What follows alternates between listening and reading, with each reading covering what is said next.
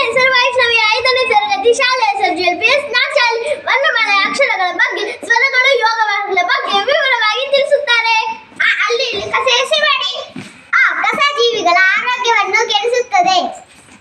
ಈ ಇರುವ ಕಸವನ್ನು ಏರ್ಪಡಿಸಿ ಕಸದ ವಾಹನಕ್ಕೆ ಕೊಡಿ.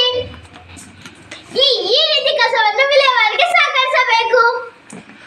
ಉತ್ತಮ ಪರಿಸರ ನಮ್ಮದಾಗಿರುತ್ತೆ. ಊರಿನ ಸೌಂದರ್ಯದಿಂದ ಕಸ ಮುಕ್ತಿ ಪರಿಸರದಲ್ಲಿದೆ.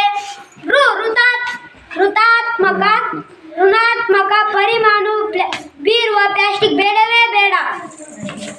ಎಲ್ಲೆಡೆ ಸ್ವಚ್ಛತೆಯನ್ನು ಮೂಡಿಸೋಣ. ಏರುತ್ತಿರುವ ಮಾಲಿನ್ಯ ತಡೆಯಲು ಕಸಕ್ಕೆ ಬೆಂಕಿ ಹಾಕದಿರೋಣ.